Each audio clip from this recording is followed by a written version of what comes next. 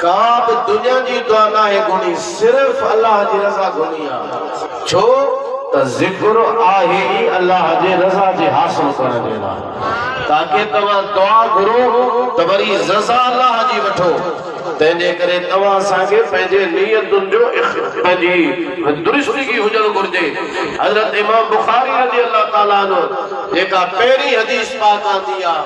उहा बि मुंहिंजा साईं इन जे लाइ नियत वारी आंदी ताकि तालिब शागिर्द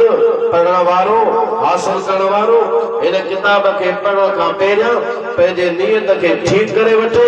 पोइ वरी अॻिते हदीस जो ज़ख़ीरो पढ़े त अल्लाह हुन जे ज़ाहिर खे बि पाक फरमाईंदो त हुन जे बातिन खे बि अल्लाह पाक फरमाईंदो। हदीस पाक जो तर्जुमो मां करे छॾियां थो। हज़रत सैयदना उमर बिन ख़त्ताब रज़ी अल्लाह ताला अन्हु मिंबर ते फरमाए रहिया हुआ अलकमा बिन वक्कास लैसी फरमाए तो हज़रत उमर बिन ख़त्ताब रज़ी अल्लाह ताला अन्हु खां ॿुधो पाण फरमायो तो रसूलुल्लाह सल्लल्लाहु अलैहि वसल्लम खां ॿुधो हुज़ूर फरमाइनि पिया त अमलनि जो दारो मदारो नियतुनि ते आहे ऐं मर्द जे लाइ उहो आहे जेकी नियत कयईं जंहिंजी हिजरत दुनिया जे तरफ़ आहे उनखे हासिल कंदो ऐं औरत जे तरफ़ आहे त हुन सां निकाह कंदो पोइ उनजी हिजरत उन जे तरफ़ आहे जंहिंजे तरफ़ उन हिजरत कई माना जंहिंजो मक़सद हिजरत मां जेको हूंदो हिजरत हिते फरमाई वई हाणे को बि तव्हां सां अमल कयूं था मदरसो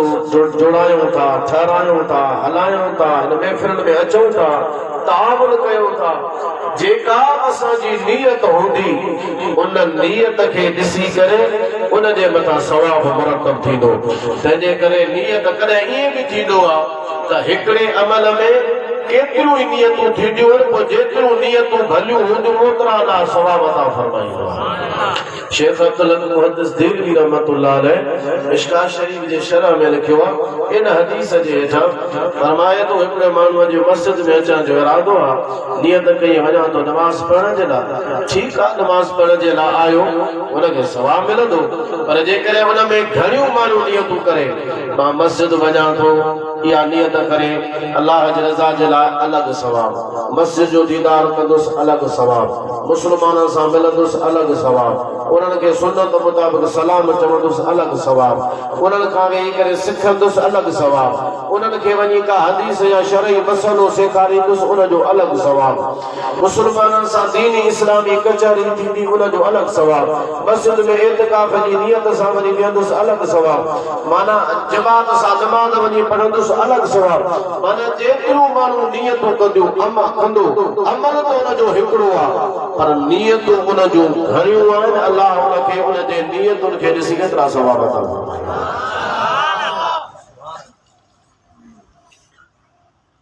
अल्लामा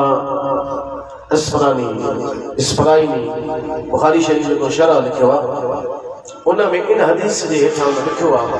त हज़रत आदम अलैहिस्सलाम जॾहिं दुनिया ते तशरीफ़ वठी आया त हज़रत आदम अलैहिस्सलाम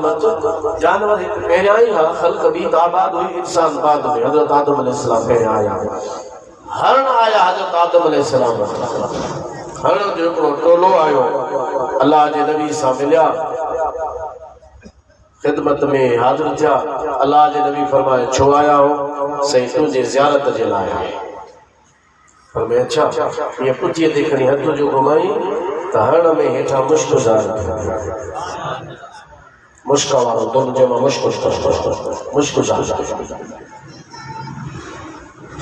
ॿियनि खे जो ख़बर पई काॾे विया हो हज़रत आदम अलैहिस्सलाम अल्लाह जो नबी ज़मीन ते आयो आहे सभई अचनि था सलाम करण असां वियासीं हे हेठां तुंहिंजो तव्हांजे लड़के थो छाजो थियो दुआ फरमाए हथ जो घुमाई इहो तुंहिंजो हेठां मुश्क जो अची वियो जो असां बि वञो हू बि आया